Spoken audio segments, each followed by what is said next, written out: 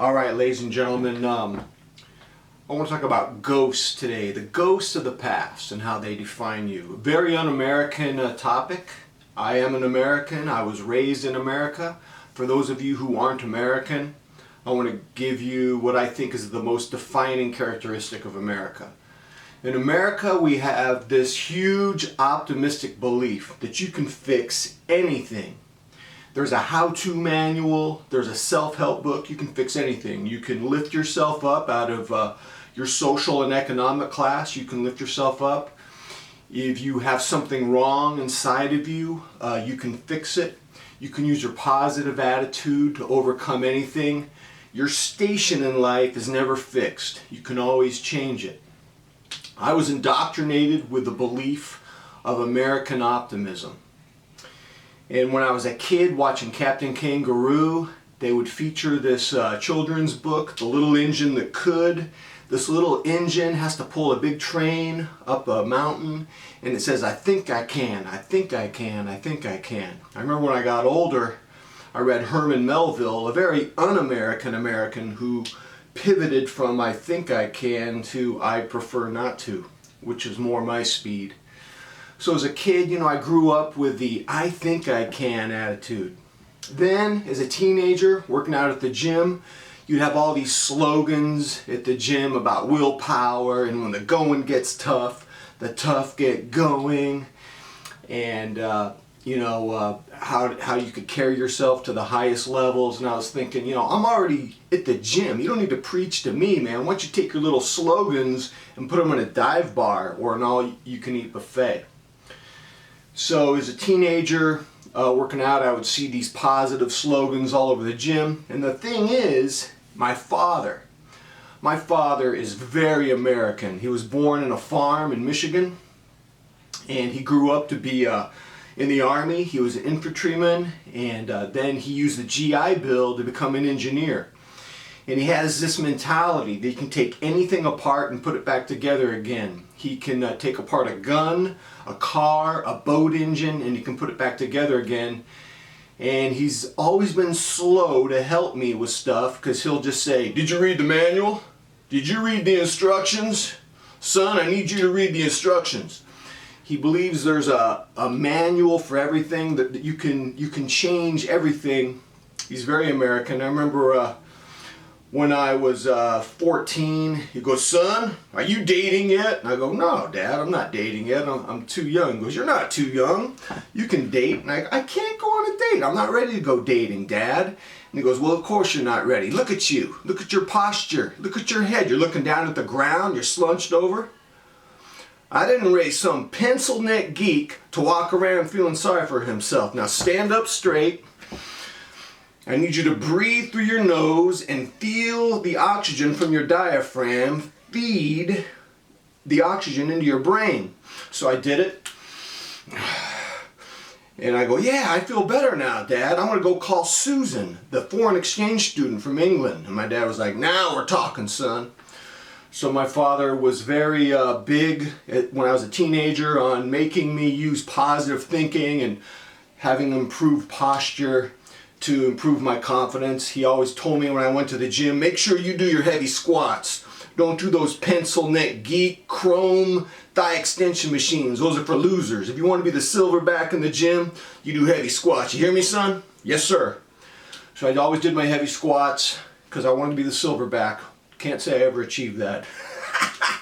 Never achieved it, but I could rep 500 as a teenager on the squat rack. So when I was in my 20s, I wanted to be a novelist. And my father said there was a solution for that too. All right, you want to be a novelist? You want to be a writer? You got to look at the marketplace. It's all about supply and demand. And right now, what the reader wants is a spy novel about these dogs owned by the CIA, and the CIA has turned them into robots. And these robots take over the world. And I said to my father, I don't want to write a book about CIA-owned dog robots. And he goes, well, then don't be published then. It's up to you. It's your choice. And so my father was very, very American in his belief that you could just change everything by studying the situation, analyzing the challenge, and then overcoming it. He's still that way. He's still that way. He's 82. And so, growing up in America, Hollywood movies are the same thing. I mean, Americans go to the big movies with the big character arc transformations where, Luke Skywalker turns into a Jedi. In America, all hero films are the same. You have some former hero who retires, he becomes an alcoholic, he gets divorced, he's in his bed, and then some world crisis forces him to undo his retirement, go back into the world, save the world, find redemption, find true love, and adopt a rescue dog named Lucas. And this is the country I grew up in. But I got to tell you guys something. I'm not an optimist. I'm not an American optimist. I reject optimism. I am an Italian fatalist. In Italy, they believe in fate. They believe in destiny. In fact, they have a couple sayings in Italy. I had to write them down here. In Italy, your past defines who you are today. I learned this from watching Shiro and Gomorrah. Gomorrah, the crime show, taught me that I'm an Italian fatalist. One, in fatalism, we are a ghost of our former self. There's no way we can ever reinvent ourselves and start from a clean slate. And when Shiro from Gomorrah tells you this, he always puts his face real close to yours and he tilts his head and he narrows his eyes and he'll say something in Italian like Sono un fantasma del mio ex me. I am a ghost of my former self. Or if he's not a ghost of his former self, he's being chased by ghosts. How was that in Italian? Sono seguito dai fantasmi. And he says it with this intensity. I mean, he's a very bad dude. I mean, he's a villain, but he has a lot of charisma. What's his name? Marco De Amore. He's got a lot of charisma, good actor. Like the show. So I'm watching the show, and I realize every time a character is about to do something, they preface it with some sort of fatalistic pronouncement, like one of the ones I just gave to you. And this is very Rodney Dangerfield, an American comedian who rejected American optimism. He was the dude who could get no respect. And I remember I read an interview with Rodney Dangerfield back in the early 1980s. And he said, you know what, man, you're born a certain way and the mold is cast. And you just cement more and more over time. You just become more and more of the person you are over time. And that's me. I mean, I'm Rodney Dangerfield. I'm Shiro. Things in me never change. I'm not like my father. I have a very obsessive personality. I get fixated on things and I never let go. I never forget. And it drives my wife crazy. Let me finish this with a story.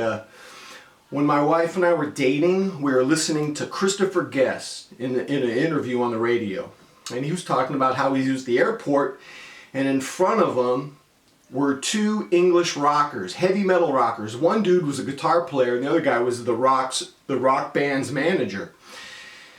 And they were going through customs when the rock guitar player realized he didn't have his guitar, and his manager was going like this, "Where's your guitar, mate? Did you leave it or did you lose it?" And the guitar player was going, "I don't know, I forgot. I don't know." And the manager was going, "What do you mean you don't know, mate? Either you left it or you lost it. Which one is it? We're talking about your guitar, mate." And the guitar player going, "I don't know. I don't know, I forgot. I don't know." And then this goes on and on for like 20 minutes, and finally the manager goes, "Wait a minute, maybe it got stolen." And I would repeat this after I heard the interview with Christopher Guest over and over. My wife goes, "Can you stop it?" No, I can't. I still do it 21 years later, and my daughters do it now. That anecdote is in my head, and I walk around the house going, "Did you leave it? Or did you lose it? Wait a minute, maybe it got stolen." And I can't stop doing it because it's in my head. There's certain things that are baked into me. Once they're in my head, I can't get them out of my head. And And that's why I got to be really careful, man. I'm more of a ghost Shiro guy, not so much like I love my father, I love American Hollywood movies, but I never became the reinvention, start from a clean slate guy. Which one are you, ladies and gentlemen? Are you an American optimist or an Italian fatalist? Let me know. Until next time, I'm out.